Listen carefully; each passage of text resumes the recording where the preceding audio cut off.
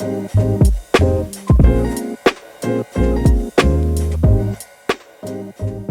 right, guys, it's Alex and John with Where Waters Meet podcast gear reviews, and we're back. And today we're going to talk about indicators. That's when you need to hit the button with the that one. I might have that on there somewhere, but we'll refrain today. So yeah, indicators. So maybe we should just give a little rundown for newbies. And so indicators are essentially bobbers that you use on your leader so that you can detect a strike when nymphing and you have your underwater fly stage flies floating in the water column down below. So when a trout grabs that, it goes under, then you can set the hook. And it sounds simple. Yeah, it is. But it is also complicated. There's a lot of products out there. There's about a million things that you can do. You can use yarn. You can use foam stickies. You can use other flies. You can use other flies. You can use, there's cork indicators. There, you name it, they've thought of it. And we got some just different vintages of them here and kind of how it's evolved maybe in the last 10 years. I would say 10 years ago, this right here, these airlocks were probably the most popular. Yeah. And you essentially, we'll cut to a video so that you can see these, but you essentially use this, but your fly line went in underneath this threaded section and it was off to the side. So your leader was essentially here where my finger is, and this would be to the side. So it wasn't really that well balanced, but they worked. They worked pretty good. They worked. Yep. And then this is another version of that, except instead of being air-filled plastic, this was foam. It's biodegradable. What it was, they changed them so they would decompose after a while. I don't, Except for the cat, hard plastic isn't going to decompose. Yeah, I mean, it sounds good. It does sound good. It sounds good. And you notice that one's all camouflage. I thought that was the coolest thing when they came out. Yeah. But guys, the camouflage works, and they're super hard to see. They are. The worst ones are, I got some that were like white and basically gray and black. Yeah, and it was like it looks like foam. Yeah, you can't on the river. It was so hard. I will say an improvement though of going from the plastic to this is I did feel like these landed a little bit softer in the water. They did, yeah. Yeah, a little bit lighter and they landed softer. But you want to go over the other ones? Yeah. So those are Airlock made those. Then I don't know, a couple of years ago, Oros came out, and they kind of they changed it up, and where instead of just the top cap, you have two halves of the indicator, and it pops off, and you run your line straight through the middle, and then you can clamp it down, and depending on how much pressure you put on that for the different thicknesses of the line, and this actually, I prefer these. This style tends to put a big kink in my line.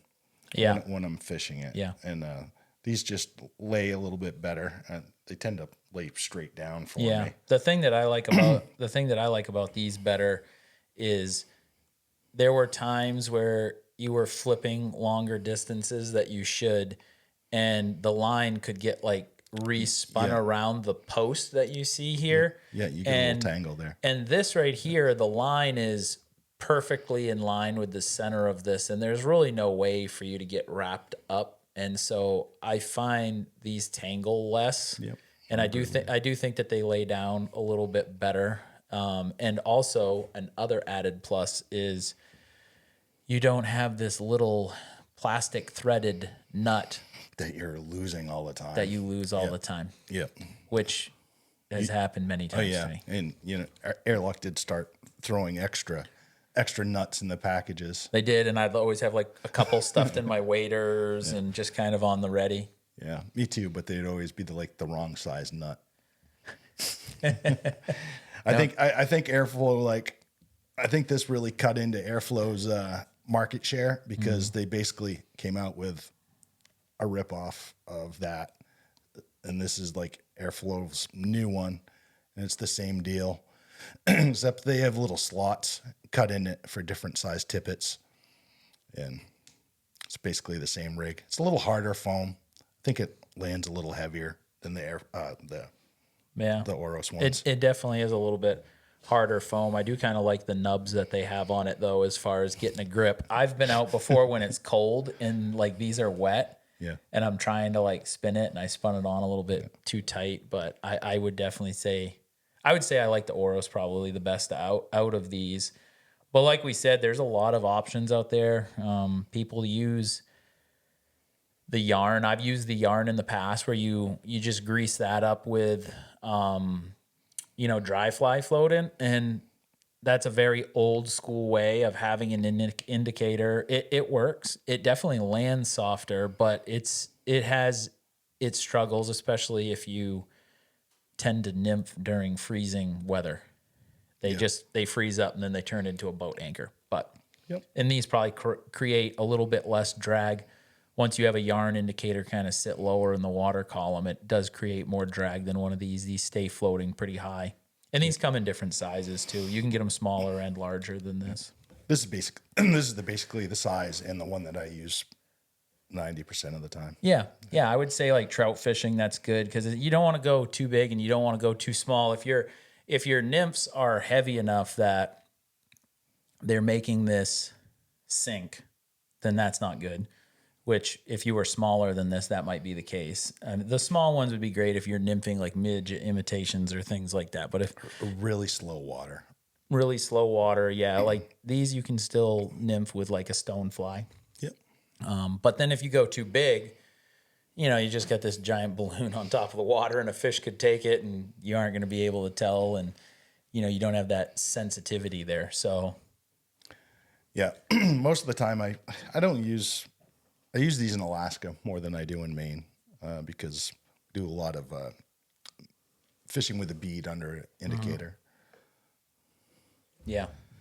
Oh. I just saw that you have a smaller one in here. Yeah. It's never been used. There. The eeny teeny. Yeah, that's a tiny one. Yeah, so this would be for like midge, very small fly imitations. Might be good in some winter months, or like John was saying, slow water where you don't want to scare fish. So, but yeah, so that's indicators for you.